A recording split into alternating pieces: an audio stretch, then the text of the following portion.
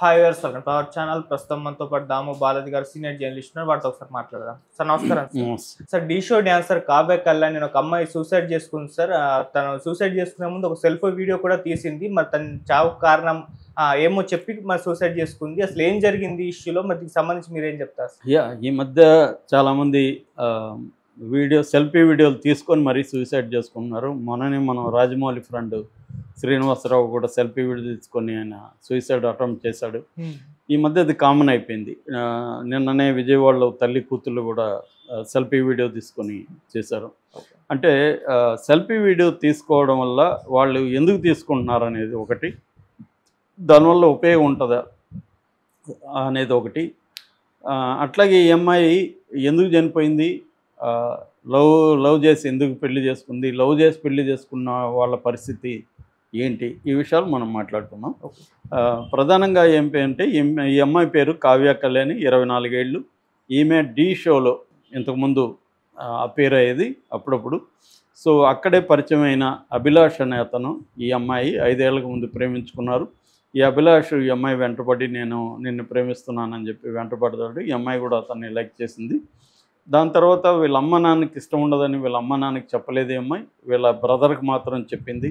తర్వాత వాళ్ళ అమ్మ నాన్నకు కూడా స్ట్రిక్ట్గా నా జీవితంలోకి మీరు జోక్యం చేసుకోకండి, నా లైఫ్ నాది, నా ఇష్టం వచ్చినట్టు నేను ఉంటాను అని చెప్పి గట్టిగా చెప్పేసి ఈ అభిలాష్ ఇంటికి వెళ్ళిపోయింది. పెళ్లి చేసుకుంది వాళ్ళ అమ్మ నాన్నకు తెలియకుండా ఈ అబ్బాయి వాళ్ళ ఇంటికి వెళ్ళిపోయింది పెళ్లి చేసుకొని.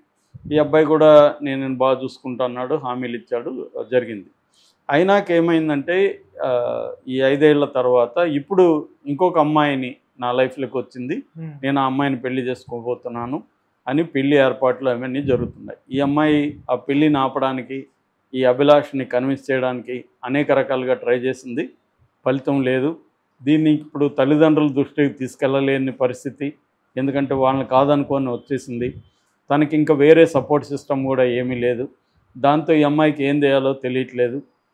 దాంతో ఈ అమ్మాయి సెల్ఫీ వీడియో తీసుకొని ఇట్లా నేను చనిపోబోతున్నాను, నా చావు కారణం అభి, నన్ను 5 ఏళ్ల నుంచి లవ్ చేసి పెళ్లి చేసుకొని ఇంటికి తీసుకెళ్ళాడు, ఇప్పుడు నన్ను పక్కకు పెట్టేసి వేరే అమ్మాయిని పెళ్లి చేసుకోబోతున్నాడు. సో నేను దీనికి ఏం చేయాలో తెలియట్లేదు, అందుకని చనిపోతున్నానని చెప్పి అమ్మాయి చనిపోయింది. సో వీళ్ళది ఖమ్మంలో బ్యాంక్ కాలనీలో ఉంటారు. ఇతను వచ్చే పొన్నేకల్ అనే పక్కన ఊరు, ఖమ్మం రూరల్ మండలంలో. ఆ పొన్నేకల్లో వీళ్ళ ఇంట్లోనే ఈ అమ్మాయి వెళ్ళి ఈ అబ్బాయి ఇంట్లోనే ఆత్మహత్య ఊరేసుకొని చనిపోయింది.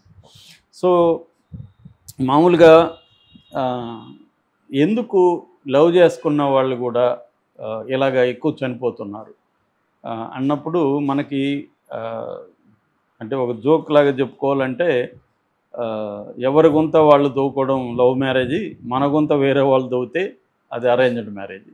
అంటే మ్యారేజ్ అనేది గుంత లాంటిది, మనం దవ్వుకుంటే లవ్ మ్యారేజీ, వేరే వాళ్ళు దవ్వుతే అది అరేంజ్డ్ మ్యారేజ్ అన్న ఒక సామెత ఉంది. కాబట్టి అంటే మ్యారేజ్ అనేది గుంతే అనేది దీంట్లో బేసిక్ అర్థం. అయితే మన గుంత మనమే దవ్వుకోవడం వల్ల వేరే వాళ్ళ మన గుంత వేరే వాళ్ళు దవ్వడం వల్ల తేడాలు ఉన్నాయంటే ఖచ్చితంగా ఉన్నాయి. ఇందులో లవ్ మ్యారేజ్లు ఏంటంటే నీకు ఒక ఫ్రీడమ్ ఉంటుంది, నువ్వు ఒక ధిక్కారం ఉంటుంది, అటానమీ అంటారు, నీకు ఒక స్వతంత్రత ఉంటుంది. అంటే నువ్వు జీవితాంతం ఎవరితో కలిసి ఉండాలో నువ్వే నిర్ణయించుకుంటావు. అరేంజ్డ్ మ్యారేజ్లో నువ్వు నిర్ణయించు, నువ్వు లైఫ్ లాంగ్ ఎవరితో కలిసి ఉండాలో మన పెద్దోళ్ళు నిర్ణయిస్తారు, తల్లిదండ్రులు. ఇవాళ సమాజం అడ్వాన్స్ అయినాక స్త్రీలు కూడా అన్ని రంగాల్లో ముందుకు వస్తున్న వల్ల విమెన్ కూడా సెలెక్ట్ చేసుకుంటున్నారు, నేను ఎవరితో జీవితాంతం ఉండాలి అనేది విమెన్ సెలెక్ట్ చేసుకోవడం అనేది బాగా పెరిగింది. అందువల్ల లవ్ మ్యారేజ్లు అనేవి మనకి బాగా పెరిగాయి ఈ మధ్యకాలంలో. సో అయితే ఇక్కడ ఇంతవరకే ఉంది, పెళ్ళి వరకు మాత్రమే, అంటే లవ్ చేయడం పెళ్లి చేసుకోవడం వరకు మాత్రమే స్త్రీకి ఇండిపెండెన్స్ అంతా ఉంది లవ్ మ్యారేజ్లో, అంతవరకు అది ప్రోగ్రెసివ్. ఆ తర్వాత మళ్ళీ మామూలు చట్టం లేక అమ్మాయి వెళ్ళిపోతుంది. అంటే మళ్ళీ మామూలు బంధువులు ఎంటర్ అవుతారు లైఫ్లోకి, బంధువులు డిసైడ్ అవుతారు, హస్బెండ్ రోల్ మేల్ చావనిజం అనేది స్టార్ట్ అవుతుంది, పేట్రియార్కల్ ఎక్స్పెక్టేషన్స్ స్టార్ట్ అవుతాయి. ఇక్కడ ఏమవుతుందంటే రకరకాల ప్రాబ్లమ్స్ లవ్ మ్యారేజ్లు ఏమొస్తున్నాయంటే, ముఖ్యంగా అమ్మాయిలకి వాళ్ళ ఇంట్లో కాదనుకొని, ఇప్పుడు ఈ అమ్మాయి కూడా అదే ప్రాబ్లం. ఈ అమ్మాయి ఇంట్లో కాదనుకొని వచ్చినాక పవర్ డైనమిక్స్ అంటారు, పవర్ పాలిటిక్స్ లేదా పవర్ డైనమిక్స్ అనేవి ఎంటర్ అయిపోతాయి కపుల్లో. ప్రేమ అనేది ఒక ఇల్యూజన్ లాంటిది, ఒక ఎండమావి లాంటిది. ఆ ఎండమావి దగ్గరికి పోయినాక అది ఎండమావి అని తెలుస్తుంది. అంతవరకు మనకి అక్కడ నీళ్ళు ఉన్నాయి అనుకుని పోతాం. ఈ కాసేపు తర్వాత నీళ్ళు ఏమి లేవురా, ఇది కూడా బీడు నేలే అని తెలిసిపోతుంది. అట్లాగే ప్రేమ వివాహాల్లో కూడా నీకు మెచ్యూరిటీ ఉండి ఒకరినొకరు అర్థం చేసుకొని ఒక నాలెడ్జ్ ఉండి ముందుగా తమ కెరియర్ గురించి, పెళ్ళైనాక ఎలా ఉండాలి, ఎవరి దగ్గర ఉండాలి, అత్తమామల రోల్ ఏంటి, ఉద్యోగం ఫైనాన్షియల్గా ఎలా మనం ప్లానింగ్, ఇవన్నీ డిస్కస్ చేసుకొని పెళ్లి చేసుకోకపోతే, ఆవేశంలో పెళ్లి చేసుకుంటే, ఇప్పుడు నేను చెప్పిన భ్రమ లవ్ అనే ఒక ఇల్యూజన్ అనేది పోయినాక అనేక సమస్యలు తలెత్తాయి. అనేక సమస్యలు తలెత్తినప్పుడు మళ్ళీ ఇక్కడ మగ పెత్తనం, మగ వాళ్ళ ఇంట్లో ఉండే వాళ్ళ తల్లిదండ్రులు కావచ్చు, బంధువుల పెత్తనం, ఇవన్నీ స్టార్ట్ అవుతుంది. ఈ అమ్మాయి ఏమో వదులుకొని వచ్చి ఉంటుంది కదా, ఈ అమ్మాయికి సపోర్ట్ సిస్టమ్ ఉండదు. ఎప్పుడైనా పవర్ డైనమిక్స్లో ఈక్వల్ అనేది ఉండాలి. అంటే అమ్మాయి కూడా జాబ్ చేస్తుండాలి, అమ్మాయి వైపు కూడా సపోర్ట్ సిస్టమ్ ఒకటి ఉండాలి. అంటే రేపు ఈ అమ్మాయిని ఏమన్నా తక్కువగా మాట్లాడితే వాళ్ళ అన్న వస్తాడనో, వాళ్ళ నాన్న వస్తాడనో, ఇంకొక బంధువు వస్తాడనో, లేకపోతే ఈ అమ్మాయికి మంచి సర్కిల్ ఉందనో ఒక భయం అనేది భర్తకు కానీ భర్త ఇంట్లో వాళ్ళకి కానీ ఉండాలి. అది ఒకటి. రెండోది, ఈ అమ్మాయికి కాన్ఫిడెన్స్ లెవెల్స్ పెరుగుతాయి. ఏది సిస్టమ్ ఉంటే, కాన్ఫిడెన్స్ అవి లేవనుకో, ఈ అమ్మాయి కూడా సరెండర్ అయిపోతుంది. ఎందుకంటే ఈ అమ్మాయికి జాబ్ లేదు, ఈ అమ్మాయికి సంపాదన లేదు, ఈ అమ్మాయికి సపోర్ట్ సిస్టమ్ లేదు. ఏమవుతుంది, ఆటోమేటిక్గా సరెండర్ అయిపోతుంది. ఈ సరెండర్ అయిపోయినప్పుడు వీళ్ళు ఏం చేస్తారు, టేకన్ ఫార్ గ్రాంటెడ్కి తీసుకొని ఇంకా రకరకాలుగా వేధింపులు మొదలవుతాయి. ఈ వేధింపులు ఎంతవరకు తట్టుకోగలరు వాళ్ళు, ఇది మేజర్ అనమాట. సో అమ్మాయిలు కానీ లేకపోతే వీక్గా, ఒకవేళ అమ్మాయి స్ట్రాంగ్గా ఉంటే అబ్బాయిలు వీక్గా ఉంటే కూడా ఇది డొమెస్టిక్ వైలెన్స్ ఇవన్నీ జరుగుతున్నాయి అవతల కూడా. సో లవ్ మ్యారేజ్లోకి ఎంటర్ అయ్యేటప్పుడు కూడా ఏదో నేను ప్రేమే కూడి పెడుతుంది, ప్రేమే అన్ని పెడుతుంది అని సినిమాటిక్ డైలాగులు చెప్పితే లాభం లేదు. ప్రాక్టికల్గా ఉండాలి. నేను ఈ అబ్బాయిని ప్రేమిస్తున్నాను, పెళ్లి చేసుకుంటున్నాను, దీని తర్వాత మా లైఫ్ ఎలా ఉండబోతుంది, నా కెరీర్ పరిస్థితి ఏంటి, బిడ్డల్ని కనాలా వద్దా, ఎప్పుడు కనాలి, నేను ఉద్యోగం చేయాలా వద్దా, నా బంధువులు నాకు సపోర్ట్, ఏదైనా ప్రాబ్లం వస్తే నాకు సపోర్ట్ సిస్టమ్ ఉందా, ఇవన్నీ ఉండాలి తప్ప ఇతను చాలా మంచోడు, ఇతను బ్రహ్మాండంగా చూసుకుంటాడు, ఈ భ్రమంలోకి వెళ్ళకూడదు. అంటే prepare for the worst, plan for the best అంటారు. పెళ్ళి లవ్ కూడా అదే. నువ్వు ఎంటర్ అవుతుంటే ఒక రిలేషన్షిప్లోకి, నీకు ఆ ప్లానింగ్ అనేది అమ్మాయిలకైనా అబ్బాయిలకైనా ఉండాలి. అబ్బాయిలకు కూడా రేపు ఈ అమ్మాయి ఏమన్నా వేధిస్తుందా, కట్నం కింద వేధిస్తే మన పరిస్థితి ఏంటి, ఇవన్నీ ఈ అమ్మాయి కూడా చూసుకోవాలి. ఇప్పుడు ట్రంప్ లాంటి వాడే అగ్రిమెంట్ చేసుకొని పెళ్లి చేసుకున్నాడు. ఫస్ట్ ఇవాంకాని, వాళ్ళిద్దరి మధ్య అగ్రిమెంట్, సంవత్సరానికి ఎంత ఇవ్వాలి, విడిపోతే, ఇవన్నీ రాసుకున్నాకనే పెళ్ళి అయింది వాళ్ళిద్దరిది. అలా అంటే అతను బిజినెస్ మ్యాన్ కాబట్టి జాగ్రత్తగా ఆలోచించుకొని. రెండోది, అమెరికాలో చాలా పెద్ద ఎత్తున డైవర్స్ ఇవ్వాల్సి ఉంటుంది. అంటే పెళ్లి చేసుకున్నావంటే నీ సగం ఆస్తి కోల్పోతున్నట్టే అని కూడా సామెత ఉంది అక్కడ.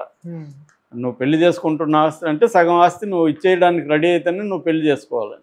సో అందుకని ట్రంప్ అలా చేసుకున్నాడు. సో ఇక్కడ కూడా ఇప్పుడు వస్తున్న సమస్యల దృష్ట్యా అబ్బాయి కానీ అమ్మాయి కానీ ఏంటంటే ముందుగా అన్నీ ఆలోచించి ప్లాన్ చేసుకొని వరస్ట్కి ప్రిపేర్ అయ్యి చేసుకోవాలి తప్ప, మనం ఏదో లైఫ్ లాంగ్ కలిసి ఉంటాము, ఈ ప్రేమని భోంచేసి ప్రేమని నిద్రపోయి ప్రేమతోనే ఉంటాము అనే ఒక భ్రమంలో ఉండకూడదు. అమ్మాయిలైనా అబ్బాయిలైనా, ముఖ్యంగా అమ్మాయిలకి ఎక్కువ అభద్రత ఎక్కువ ఉంటుంది. ఎందుకంటే మన దేశంలో ఇప్పటికీ ప్యాట్రియాటిజం ఉండదు.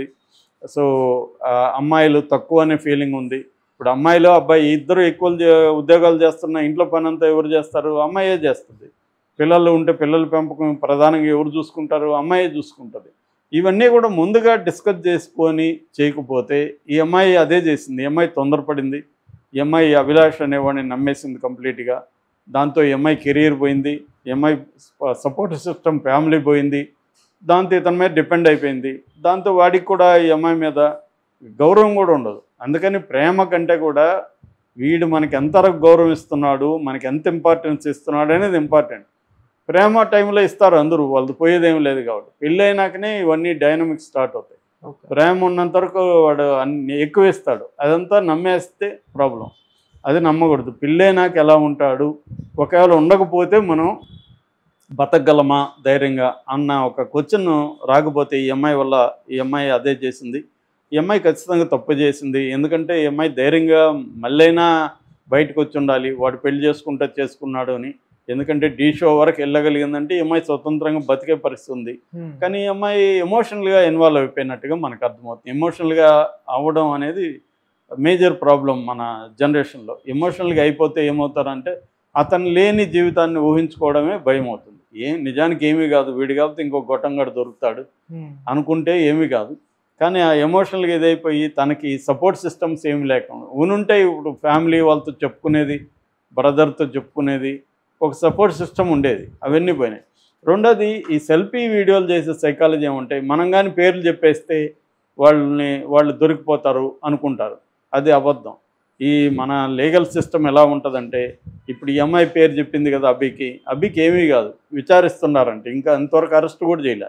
విచారిస్తారు, ఆధారాలు ఏమి లేవు, ఆ అమ్మాయి అనవసరంగా చెప్పింది, నేను పెళ్లి చేసుకోవట్లేదు, ఏమి లేదు, అమ్మాయి ఊహించుకుందని చెప్తారు. ఏమవుతుంది? మహా అంటే జైలు బెయిలు, మళ్ళీ బయటకు వస్తాడు. అది కూడా జరగదు. డబ్బులు ఉంటే మేనేజ్ చేసుకోవచ్చు, ఎఫ్ఐఆర్నే మ్యానిపులేట్ చేసుకోవచ్చు. సో మనకేంటంటే పోలీసులకి మ్యానిపులేట్ చేయొచ్చు, అక్కడ మ్యానిపులేట్ చేయకపోతే జైల్లో చేయొచ్చు, అక్కడ కుదరకపోతే కోర్టులో చేయొచ్చు. మొన్న ఒక డాక్యుమెంటరీ చూస్తున్నాం. మన ట్రంప్ గురువు ఒక ఆయన ఉన్నాడు, రాయ్ ఖాన్ అని. ఆయన అడ్వకేట్ అనమాట. ట్రంప్ని ఇప్పుడు ట్రంప్ లక్షణాలన్నీ ఆయనలో ఉన్నాయి. ఆయన ఇచ్చినవే ట్రంప్కి వచ్చినాయి ఈ లక్షణాలన్నీ. సో ఆయన బయోగ్రఫీ డాక్యుమెంటరీ చూస్తుంటే ఆయన ఒక మాట అంటున్నాడు, ఎవరైనా ఒక కేసుకి వస్తే వాడు లా ఏం అడగడంట, జడ్జి ఎవరని అడుగుతాడంట. అంటే జడ్జి ఎవరో చెప్తే దాన్ని బట్టి అతను ప్లాన్ చేసుకుంటాడు, ఆ జడ్జిని మనం మ్యానిపులేట్ చేయొచ్చా లేదా అని. ఇక్కడ కూడా అంతే. ఇక్కడ ఫర్ ఎగ్జాంపుల్ ఒక రెడ్డి కులస్తుడైన జడ్జి ఉన్నాడు అనుకో, లాయర్లను కూడా రెడ్డి కులస్తులను పెట్టుకుంటారు ఎక్కువ మంది. నేను జైల్లో ఉన్నప్పుడు 9 మంది ఒక దాని ఏమంటారు ఎంసెట్ కేసులో వచ్చారు ప్రొఫెసర్లు. వాళ్ళు 9 మంది ఒకే కేసులో ఉంటే అందరూ కలిసి ఒక లాయర్ని పెట్టుకోవాలి కదా, పెట్టుకోలే.